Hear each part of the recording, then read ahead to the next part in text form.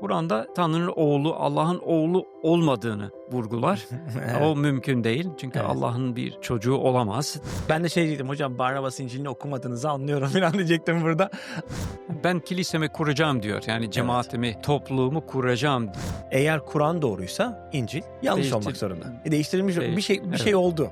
İlginç bir şekilde herkes İsa'nın tekrar geleceğini düşünüyor ama Kur'an'da geçmez o.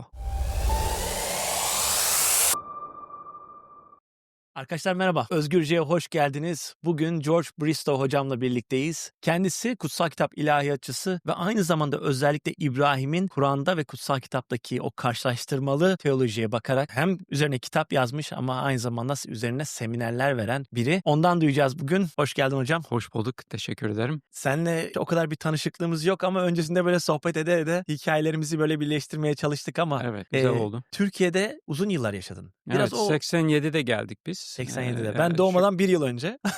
Çok güzel. Doğrudur, doğru. Yani 2 yaşında bir kızla geldik. İlk kızımız yani doğanımız 2 yaşındayken geldik. Sonra burada 3 çocuk daha doğdu. Onlar burada büyüdüler Türkiye'de, İstanbul'da. Hep İstanbul'da yaşadık ama Türkiye'nin birçok yerine gittik. Evet, İstanbul'da Beşiktaş tarafından mıydınız? Beşiktaş'ta ilk evimiz Beşiktaş'taydı. Sonra 2 kez taşındık ya aslında ondan sonra sadece 35 yıl kaldık. Çok Oradan Mecidiyeköy'e taşındık. Mecidiyeköy'den de Üsküdar'a taşındık. Üsküdar, En son kıta değişimi. evet. Güzel. Beşiktaş'ta kalırken hocam futbolla aran nasıldı? Var mıydı? Yani o zaman bizim çocuklar hemen Beşiktaş'ta olmamız lazım diye. Onlar ufaktılar ama birisi onlara bahse girdi, Galatasaraylı birisi. Sonra da biz kazanırsak işte siz Galatasaraylı olacaksınız diye. Galatasaray da kazandı o maçı. Öyle mi? Çocuklar ama hemen ardından da biz Ali Sami Yen stadının arkasına taşındık. Yani Mecidiyeköy'de, ortaklarda. O zaman tam yerinde Galatasaraylı olarak devam ettik.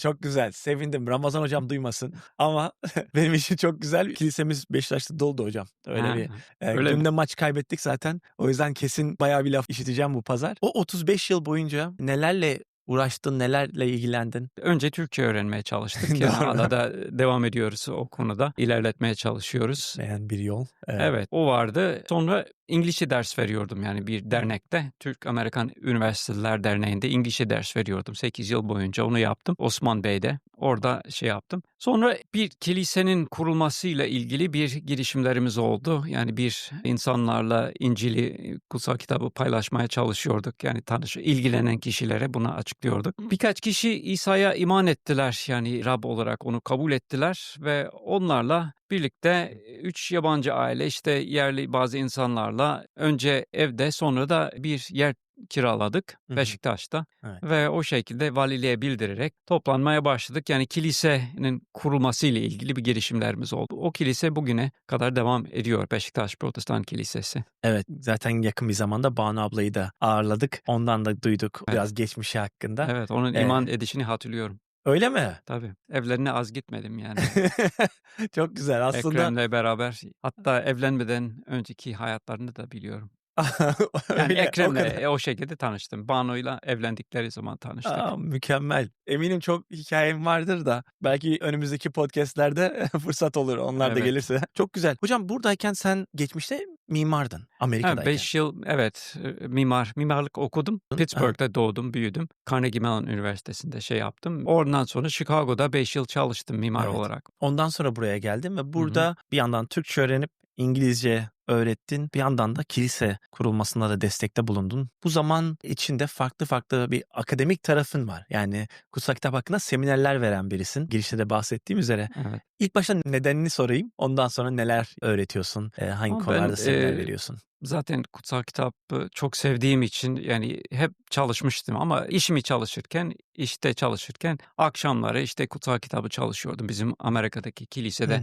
ufak ders vermeye başlamıştım. İlgilenen kişilere de onu anlatmaya çalıştım.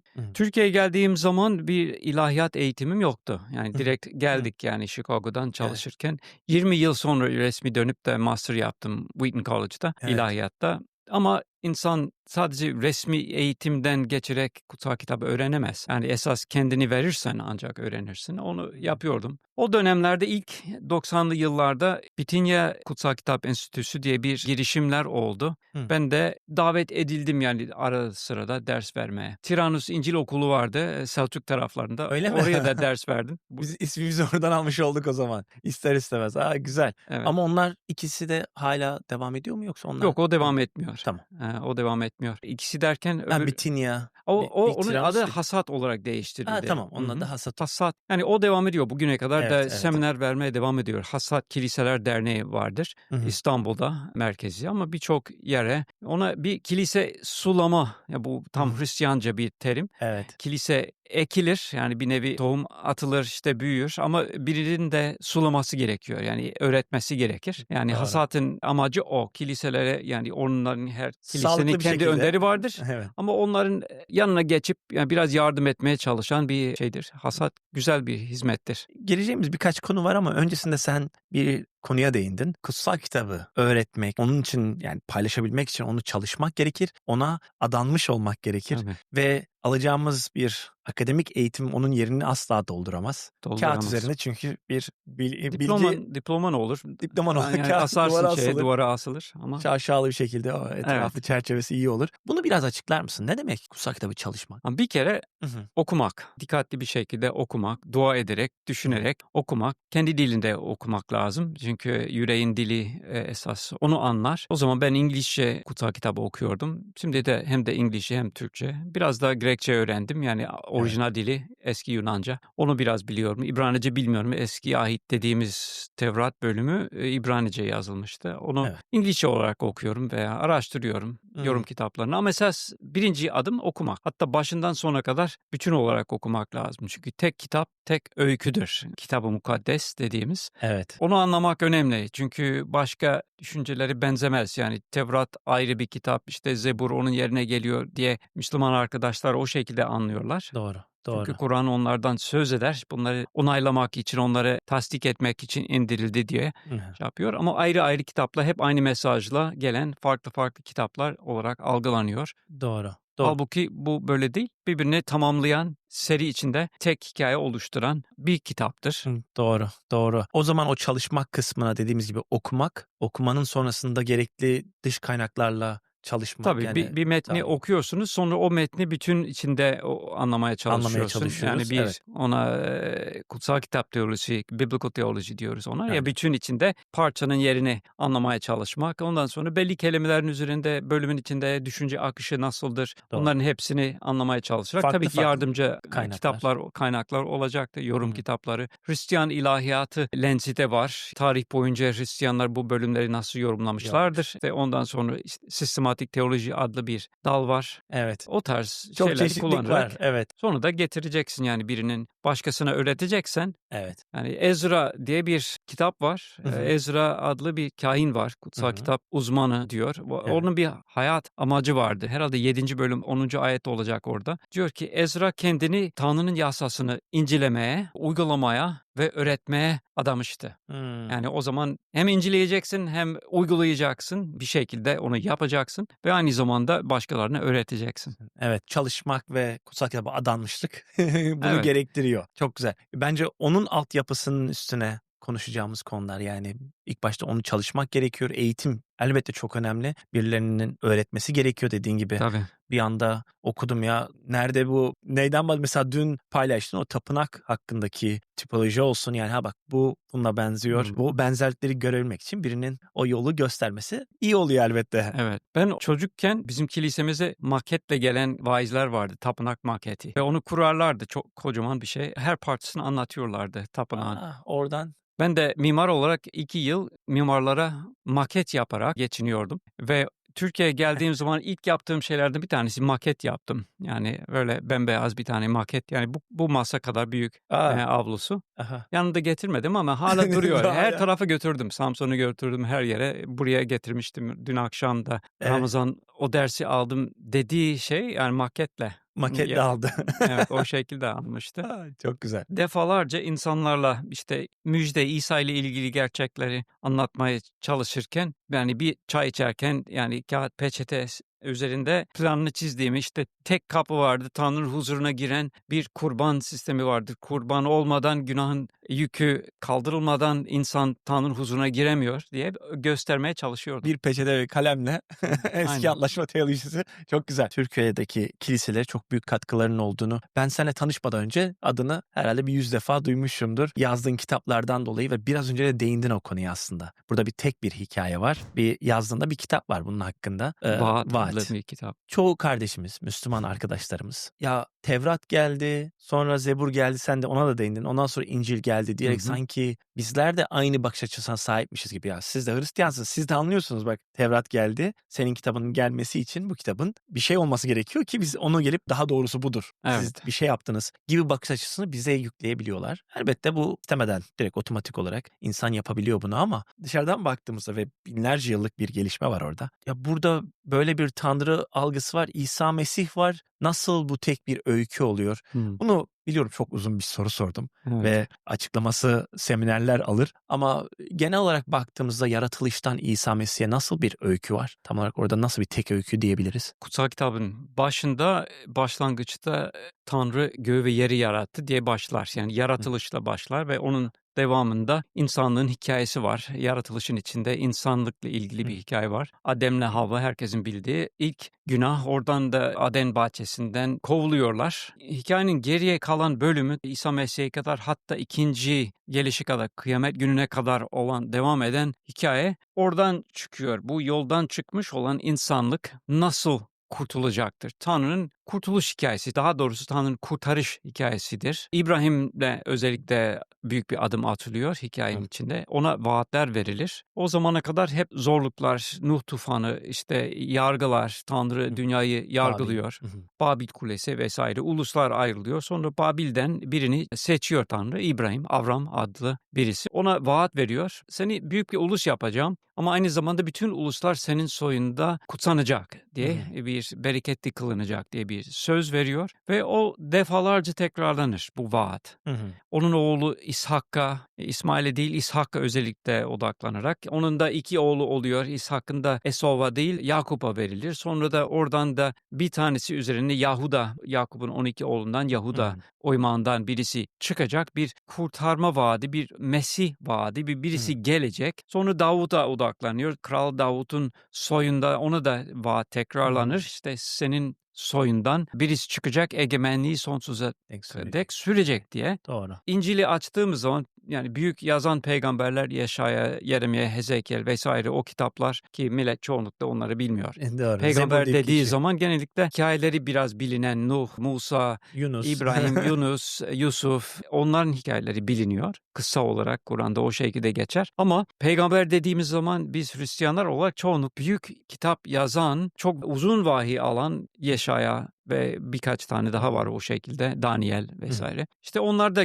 yine bu vaadi tekrarlıyorlar. Tanrı o gün birisi gelecek, hatta Betlehem kasabasında doğacak diye bir sürü vaat veriyor. İsa Mesih, İncil'i açtığımız zaman oradan devam ettiğini görüyoruz. Yani bir soy ağacıyla, soy Matta'da, kaydıyla doğru. başlar. Matta 1:1, işte İbrahim'in oğlu, Davud'un oğlu, Mesih İsa'nın soyu şöyledir diye başlar. Yani aynı tek öykünün devamı Doğru. olarak görmek lazım. Doğru. Sonra işte o vaatler yerine gelmeye başlıyor. İşte kurtarıcı geldi, işte o doğdu, Davut'un oğlu, İbrahim'in oğlu, insanları iyileştiriyor, ölümüne doğru ilerliyor. İşte birisinin, peygamberlerin söylediği gibi, bu Mesih gelip de ölecek, günahları üstlenen bir kuzu gibi öldürülecek, bir kurban olarak ölecek ve o Matta, Markus, Luka, Yuhanna, o 4 İsa'nın hayatı diyebiliriz. İsa hayatı denilen müjde kitaplarında aynı hikaye tekrar 4 farklı bakış açısıyla anlatılır. En büyük bölümleri onun ölümüne verilir. Adım adım detaylı bir şekilde uyum içinde nasıl öldüğünü bilerek, isteyerek diyebiliriz. Yani ben kendimi fidye olarak vermeye geldim Doğru. diyor. Doğru. Kendine bir feda edişi var ama bu genellikle yine çevremizdeki insanlardan duyduğumuz ya yazık değil ya sanki böyle bir karambol vardı, politika vardı. O politikada Yahudi önderlerle Pilatus'un arasında orada Evet. kaynadı, çarmıha Evet. gerildi diye düşünülür ama Evet öncesine veya baktığımızda kaç defa gerilmedi diye ya da düşünülüyor. evet, İşte ölmedi, başkası onun yerine ölüyor vesaire. O tarz kesinlikle. bir düşünce de vardır insanlarda. Ama halbuki bu Tanrı'nın planı, Tanrı'nın önceden tasarlamış olduğu, belirlemiş olduğu Hı hı. yolda her şey yerine geldi. Evet, Yani kutsal yazılarda yazılanlar benimle ilgili yazılanların hepsi yerine gelecek diye doğru, yazıyor. doğru, Yani öleceğini bilerek doğru. gidiyor. O şekilde de hatta çarmıhtayken "Tanrım, Tanrım beni niçin terk ettin?" diye direkt 22. mezmurun sözleri yerine geliyor onun Açılışı onunla hayatında. yapıyor, doğru. Evet. Sonra da "Baba onları affet, ne yaptıklarını bilmiyor." diye dua ediyor. Yine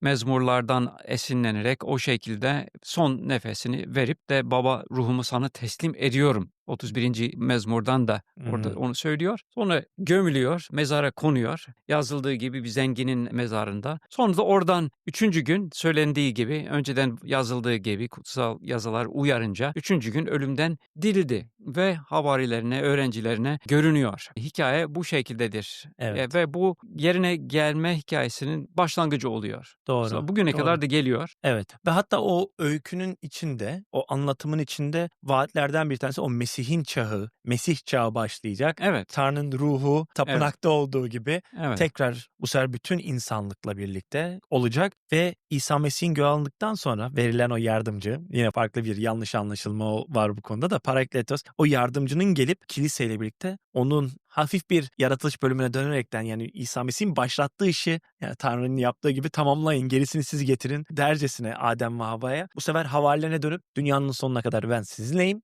Hı. gidin. Ben kilisemi kuracağım diyor. Yani Evet. cemaatimi, topluluğumu kuracağım diyen İsa en son göğe giderken bırakmadı işi bir anlamda Yok. diyebiliriz. Ama öğrencilerini görevlendiriyor ve ruhumu size göndereceğim. Tanrı ruhu sizde olacak, tanıklık edeceksiniz. Hı hı. Yani bu müjde, bu İncil, bu bütün uluslara duyurulacak. Son o zaman Hımm. gelecek diye bu Doğru. çağın sonuna doğru. Yani bu son çağ Evet. diye anlatıyor. Doğru. Onun gelişiyle, onun gelişini bekliyor Hristiyanlar. Biz onu bekliyoruz çünkü Doğru. geleceğim diyor. Doğru. Doğru. Senin de hafif böyle bir doktora tezine de dönecek olursak çünkü bahsettik kendisinden bolca İbrahim'e verilen vaatten dolayı İbrahimi dinler dediğimizde aklımıza elbette Yahudi inancı, Hristiyanlık ve Müslümanlık, İslam Tabii. geliyor. Bu nedenle bakış açımız şey oluyor yani bunların o zamana kadar aynıydı. Ondan sonra farklılıklar oluştu. Hı hı. Bir nevi sonra hikayeler biraz değişebiliyor, farklı gösteriyor. Ama sanki ikisi de, üçü de direkt bir her şeyde hemfikirler oraya kadar. Sonrasındaki şeyler Evet. değişmiş olabilir. Ama Tanrı yarattı dünyayı. Hı hı. Tanrı'nın bir planı var. İbrahim'i seçiyor.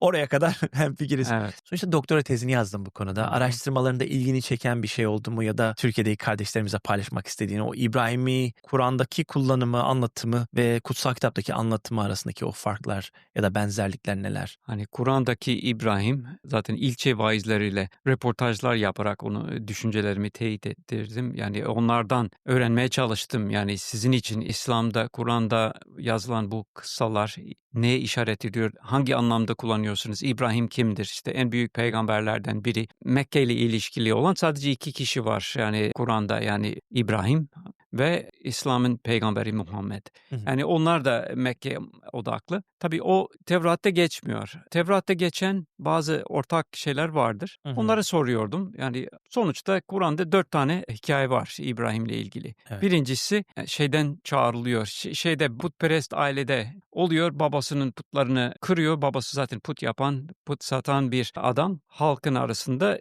İbrahim işte aya, güneşe bakarak, yıldızlara bakarak kayanları sevmiyorum, yok olanları sevmiyorum. Biraz Yahudilerin Jubili kitabında yazıldığı gibi bir hikaye var. Sonra tek Tanrı inancına dönüyor. Yüzümü sana döndüm diyor. Ondan sonra o putları kırıyor. Halk onu alıyor, ateşe atıyor. Ateşe atıldığı zaman işte o yanmıyor vesaire. O hikaye var. O kutsal kitapta, Tevrat'ta yok. Olmayan bir. O zaman ortak nokta orada azdır. Doğru. Çünkü Tevrat'ta İbrahim peygamber sıfatıyla işte tek Tanrı inancını savunan birisi olarak karşımıza çıkmıyor. O daha çok sadece çağrılan, Babil'den çağrılan seni çoğaltacağım dediği bir senin soyundan birini yapacağım. Birini göndereceğim soyundan. Ulusları bereketleyeceğim. Yani birinci hikaye o. İkincisi ortak bir parça. İbrahim'e şeyler geliyor sofrasına, melekler geliyor. Hı. O da hem Tevrat'ta hem de Kur'an'da yer alan hikayedir. O bir parça ortaktır. Ama sofraya gelen Tevrat'ta Tanrı'nın kendisidir. Hı.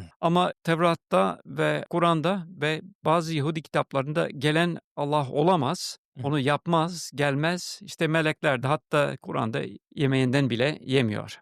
Hı. Ona şaşırıyor. Ama yine de bir parça ortaktır. Üçüncüsü onun oğlunun kesmesi hikaye vardır. Yani boğazlama hikayesi vardır. Hem Yaratılış 22'de hem de Kur'an'da 37. surede geçer. Büyük oranla benzer. Hı. Fark yani isim belirtiliyor Tevrat'ta. İshak, Kur'an'da belirtilmiyor. Yani oğlu. Doğru. Oğlun adı belirtilmese de ama varsayılan bir isim var. Tabii İsmail genellikle ama ilk yüzyıllarda İslamiyet'te farklı yorumlar vardı. Çünkü Doğru. Tevrat'ı bilen, İsrailiyat adı altında bilinen Yahudilerin hikayeleri veya Tevrat'ın kendisini bilenler biliyorlardı ki esas boğazlanmaya götürülen İshak'tı. Hı. İkinci doğan yani Evet. vaat çocuğu olan. Son hikayede Kur'an'da geçenin herhangi bir ilişkisi yok Tevrat'la. O da Mekke'de Kabe'ye inşa etmesi oğlu İsmail'le birlikte. O Hristiyanlıkta veya Yahudilikte yer almayan bir hikayedir. Hı. Ortak ve ortak olmayan şeyler böyledir. Genel olarak iki cümlede yapacaksam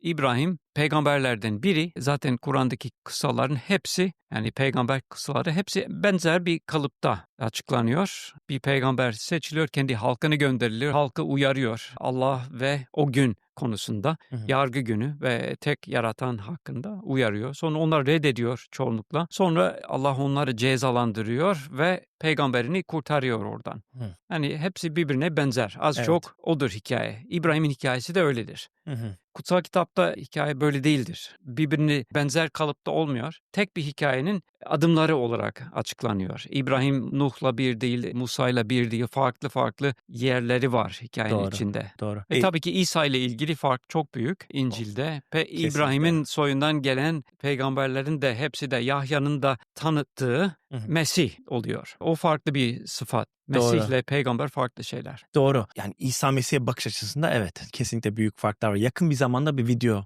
yaptık ve aslında geçtiğimiz hafta da duydum bir video daha yapmış cevap olarak Zafer Duygu. Biliyor musunuz? Evet, biliyorum. Duydum ismini. Çok ilginç. Sadece akademik olarak bahsettiğin için oraya değinmek istedim hızlıca. Elbette bir akademisyen kendisi. Bu konu hakkında makaleler yazan biri. Bir videosunda izlediğimiz Paulus kimdir videosunda çok güzel bahsediyor akademik anlamda. Yani mesela Erman gibi insanların paylaşımını paylaşıyor. Yani şu mektuplar yazıldı. Bu mektuplar büyük ihtimal şu kişi tarafından yazılmadı. Onları destekliyor. İsa Mesih'in çarmıhta ölümüne geldiğinde diğer herkesin oradaki liberal teologların bile kabul ettiği olaya geldiğinde ise onlarla ayrışıyor. Elbette ayrışma nedeni kendi inancından dolayı çünkü bir akademik bir desteği yok İsa Mesih'in çarmıhta ölmemesi konusunda. Yok onun da. Ve tarihsel destekler olduğu yanında elbette en kesin o tarihler için söyleyebileceğimiz laflardan bir tanesi İsa Mesih'in öldüğüdür. Evet, tartışılan ölümden dirildiği mi? Evet, Evet. asıl o tartışılıyor ama bu tartışılmayan bir konu ama elbette dediğimiz gibi yani bir ilahiyat geçmişi olan birinden anlıyorum elbette kendi inancı Tabii. sonuçta. Fakat bir ilahiyatçı olarak, bir akademisyen olarak bu konuya baktığında neden Türkiye'de yaşayan insanlar İsa Mesih'in çarmıha gerilmesini biraz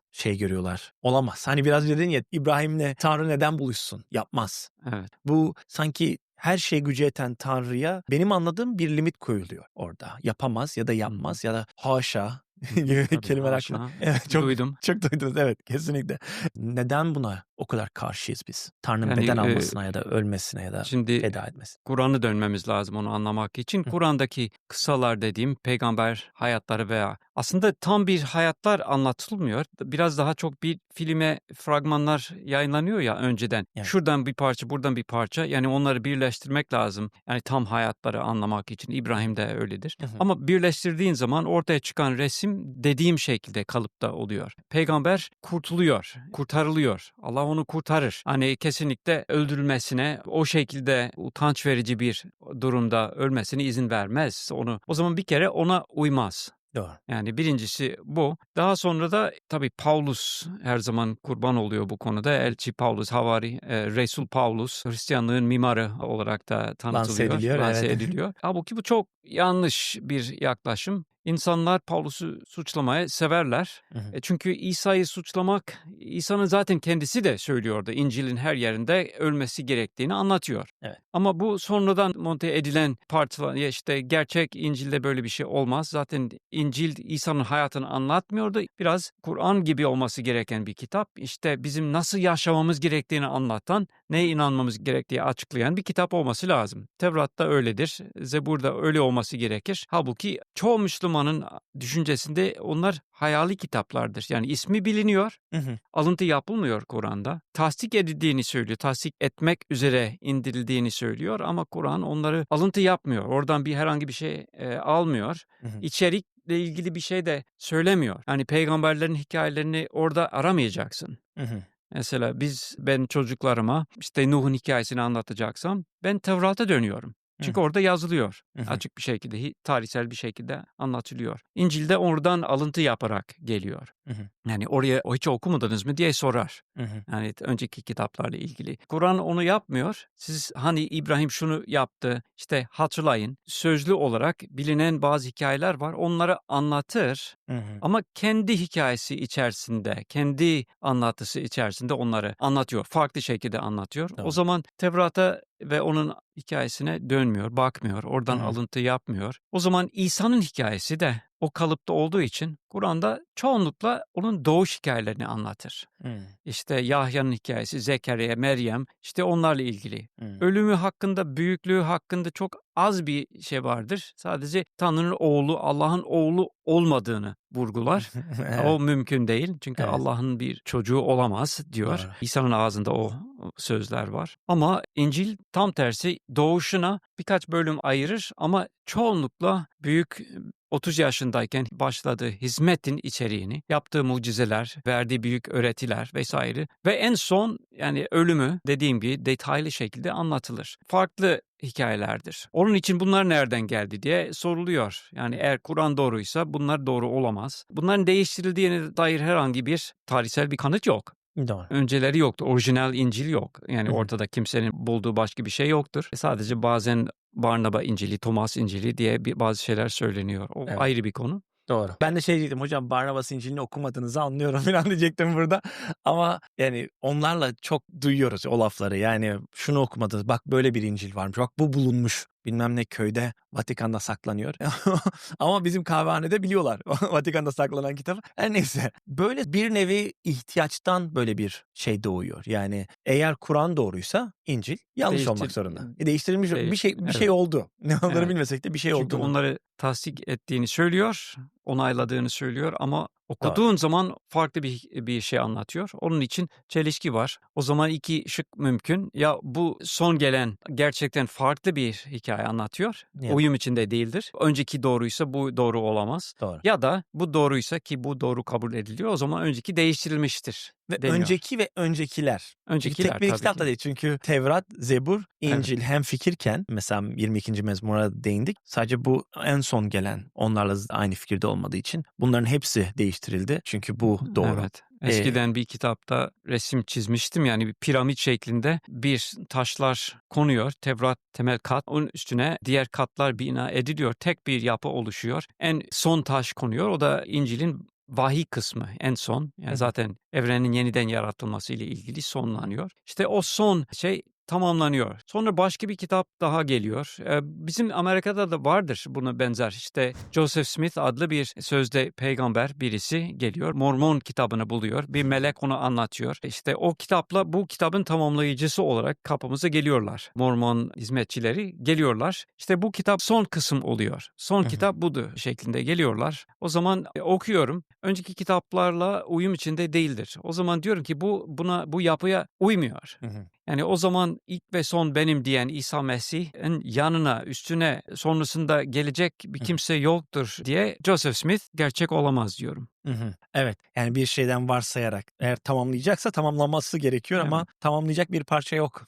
Evet. Kutsal ruh Tanrı'nın kendi ruhu halkına verilmiş. Evet. Onun üstüne ne gelebilir? Yani Mesih'in ikinci gelişi var esas tamamlanacak Doğru. olanlar. Yani gelecekte bir şeyler vardır. Türkiye'de o da var hocam ama yani ülkemize O da Mesih ilginç bir geldi. şeydir. Yani ilginç bir şekilde herkes İsa'nın tekrar geleceğini düşünüyor ama Kur'an'da geçmez o. Hımm. Kur'an'da onunla ilgili hiçbir ayet yok. Sadece bir ayet böyle yorumlanabilir. Ya Kur'an'dır ya İsa'dır. İşte o güne işarettir diye. Ama çoğunlukla bugün ilahiyatçıların çoğu, yorumcuların çoğu, tefsirciler ona baktıkları zaman hayır bu Kur'an'dan söz ediyor. Yani Hımm. o günün işareti. Yani Mesih'in tekrar gelmesiyle ilgili sayısız hadis var ama Kur'an'da geçmiyor. Bu kadar önemli, dünyanın sonuna işaret eden, yargı gününe Evet. işaret eden olay hakkında Yani net İsa bir ama halbuki Mesih'in Hristiyanlık hep İncil'in her yerinde İsa'nın ikinci kez gelmesi gerekti. Çağ o şekilde bitecek. İnsanları, ölüleri, dirileri yargılayacak olan odur. Hımm. Tanrı da onu herkese buna kanıt vermişti. Onu ölümden dirilterek o gün yargılayacağını belirtiyor. Evet. Hocam biraz önce sen Pavlus'a da değindin. Hı hı. Zafer Duygu hakkında bahsederken hocamız hakkında evet İsa Mesih'in çarmıhta ölümünü, çarmıha gelişini reddediyor. Fakat Pavlus deyince de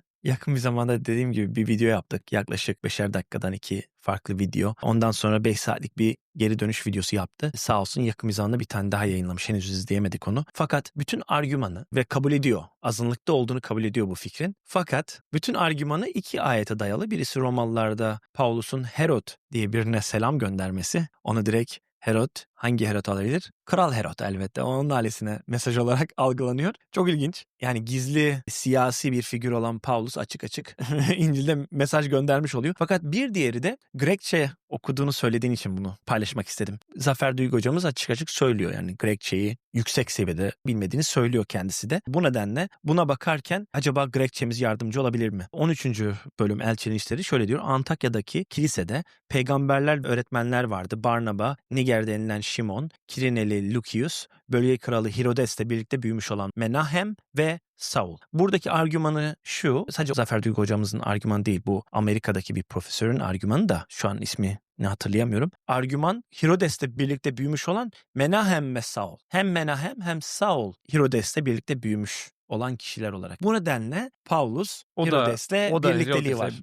bence cümlenin anlamı o değil. Bence Türkçesini tekrar buradan açayım da benim bildiğim okudum. Dönüp tabii araştırma detaylı okumak lazım. Banu Çelik daha iyi bilir. O daha çok Grekçe uzmanı. Evet. İşte bölge kralı Herodes'le birlikte büyümüş olan Menahem nokta Hı hı. ya virgül Evet. ve Saul. Hı hı. Yani 5 kişi var burada. Niger denilen Şimon, onun da detayı vardır. Kireneli Lukius vardır. Hı hı. Yani onun çıkış noktası vardır. Bölge kralı Herodes'le birlikte büyümüş olan Menahem Hı hı. ve Saul'un zaten geçmişi anlatılmıştı 9. bölümde vesaire. Doğru. Hani onun çıktığı yer Tarsus. Hani Herodes'le birlikte büyümedi. Hatta evet Ferisi mezhebinden olan birisi olarak hem Elçilerin İşleri kitabında hem de Pavlus'un kendi kaleme aldığı mektuplarda defalarca tekrarlanır. Çocukluğunu anlatıyor. Yani ilk Hristiyanlara karşı olan Nasaralı İsa'nın öğrencilerine Hı hı. zulmeden birisi olarak. Hı hı. Burada da tekrar anlatılıyor. 9. bölüm onu zaten tanıtmıştı Doğru.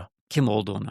Hı hı. Alakası yok Herodes'le birlikte herhangi bir şey yoktur. Ve Herodes de Kral Herodes şey değil yani böyle bir yoldan geçen bir amcanın oğlu değil, torunu değil. Bahsettiğimiz kişi Kral Herodes. Bunu başlangıçta söylemeyip burada böyle kenarda bir Evet. bilgi veriyormuş gibi söylemesi. Yok o değil. Saul diğer adıyla Paulus yani onunla birlikte büyümedi. Orada büyümedi. Yani böyle bir şey yok. Bir de anladığımız kadarıyla bir Sadukiler var, Ferisiler var. Ferisiler Herodes'te o kadar içli dışlı olan insanlar değil. Ve Sadukiler biraz daha otoriteye Evet. sahip. Onlarla yani Saduki olsa Paulus Efendi belki oradan bir şekilde yine bağlanabilir. Ama Ferisi olan bir insanın Kral Herodes'le Onun işbirliği yanlısı olmazdı. yapması Yani yok. e, Kesinlikle böyle bir şey yok. ve hatta Ferisilere benzeyecek bir kişi arıyorsak Vaftizci Yahya belki biraz daha yakın olur. Yani Herod'a karşı bir duruş, daha Sevgi kutsal duyar. kitaba yakın bir duruş sergileyen bir kişi olarak. Evet ve Paulus da Saul da onlardan biriydi yani. Hı. O duruşta olan birisi. Paulus'la ilgili Profesör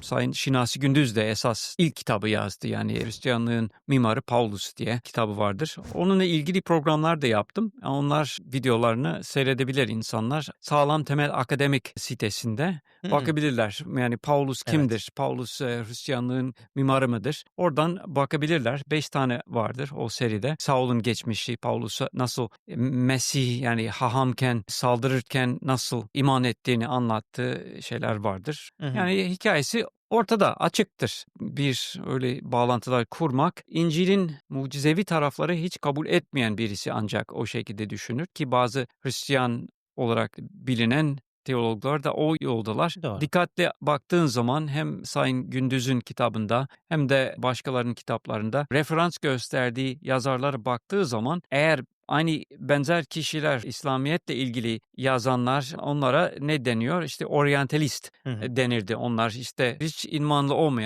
olmayan ama onu kötülemek için ve onu sıra dışı bir şey olarak göstermeye çalışanlar olarak. Bu Hristiyan ilahiyatçılar da o şekilde yazıyorlar. Hı hı. Yani İsa'nın mucizevi doğuşunu da kabul etmezler. Hı hı. Yani Aslında Hristiyan değiller. değiller. Yani Değiller ama Ortodoks anlamda hiçbir şekilde 2000 yıllık Hristiyanlığı kabul etmeyen bir kişi bu kitapları yazıyor. bilimsel sözde bilimsel Bilim- bir çalışmalar, tarihsel bilgiler veriyor, birçok şey veriyor. Elbette. Ama o temel argüman eğer bir mucize anlatıyorsa Musa işte Kızıldeniz'i ikiye ayrılıyor. O zaman bu o günlerin mitlerinden biri ile birleşiyor. Aynı şekilde İsa'nın doğuşu, ölümden dirilişi ve hatta bakireden doğuşu da o mitlerle birleştirip esas budur. Yani İncil tabii ki sonraki Hristiyanların uydurduğu hikayelerdir Doğru. Bir deniyor. nevi onların yaptıklarına, emeklerine güvenerek bir argüman sunuyorlar. Evet. Fakat aslında diğerlerine de baksalar ya bu konuda da bunu düşünüyor. Evet. Şu konuda Onu yani bir İslam'la ilgili ne düşünüyor onlar ve Kur'an'la ilgili? kesinlikle. Yani o tarz Aslında Barterman'a soruyorlar bu soruyu da bu konu hakkında. Ya bak Romalılar da Herod'a selam gönderiyor burada. Herodes'in evindeymiş Saul ve Menahem deyince kahkaha atmaya başlıyor Barterman. Tabii. Yani düşünün İncil'i kabul etmeyen Hristiyan olmayan bir insan bu fikri duyunca diyor ki "Ya o da fazla abartmış gibisinden bir laf söylüyor Yani- Barterman ve Yani hak ediyor. arıyorlar bir şey bunu Pavlus'u yüklenmek için, Pavlus'u kötülemek için. Evet. Halbuki Paulus zaten kendi kendini kötülüyor. Kendisi söylüyor. Ben Mektuplarında, günahkarlardan en kötüsüydüm yani. Ben Tanrı'ya karşı küfreden birisiydim. Nasıl küfreden birisiydi? Ben Mesih'i yalancı olarak göstermeye çalışıyordum. Hı hı. Yani ölümden dilmediğini söylemeye çalışıyordum. Ta ki bana görünüp bana merhamet edene kadar. Sağ ol, neden bana zulmediyorsun diye Hı hı. o gelen o sesi işitene kadar Paulus direkt yani karşıtıydı Hmm. İsa'nın. Doğru, doğru. Onun için tabii bunu kabul etmeyen yorumcu o hikayede zaten kimliğini de o şekilde göremez. Yani Doğru, kabul mümkün edemez. değil. Hocam o zaman kapatırken sizden bir şey duymak isterim şu konuda. Hangi konuda? Türkiye Kilisesi'ne, Türkiye'deki Türk kiliselerine uzun yıllar eğitim verdiniz. Eğitimleriniz sağlam temel. Onu da açıklamada paylaşalım linkini. Sağlam temel. Farklı şekillerde kitaplar yazdınız. Kilisenin gelişimi için. İlahiyat anlamda gerçekten kutsal kitaba sadık bir şekilde öğrenebilmemiz için. Emekler sarf ettiniz. Böyle yeni iman etmiş, imanda büyümek isteyen, öğrenmek isteyen kardeşlerimize teşvik olarak yani neden kutsal kitabı çalışsınlar? Ya da bu yolda nasıl ilerleyebilirler? Bir teşvik sözü olarak ne demek istersiniz? Yeremya peygamberin söylediği bir söz vardır. Bölümü tam hatırlamıyorum. Belki 17. bölümde olacaktır. Orada diyor ki senin sözlerin bulundu ve onları yedim diyor. Onları içime aldım, onları yedim, düşündüm, hazmettim, onları kendime aldım ve onlar yüreğimin sevinci oldu. Yani eğer gerçekten yaşayan diri Tanrı'yla, diri Allah'la yaratan, bizi yaratan ve kurtaran Tanrı'yla ilişki içinde olmak istiyorsanız onun sözlerini, onun ağzından çıkan o sözlerle yaşamak gerekir. İnsan yalnız ekmekle değil diyor İsa, Tanrı'nın ağzından çıkan her bir sözle yaşar. Eğer gerçekten yaşamak istiyorsak yaşam sözleri İsa'dadır ve onu anlatan sözler kutsal kitaptır. Yani onları sadece okumakla değil, sadece bilimsel olarak çalışmakla değil, onları yiyerek onlarla yaşamamız gerekir. Onlar yaşamdır. Yani ben neredeyse 50 yıldır kutsal kitabı öğrenmeye çalışmaya çalışan birisiyim ve gerçekten öyledir. Yani eğer dua ederek, Tanrı'ya yönelerek onun sözlerini okursan, bana öğret, sözlerini anlamamı sağla.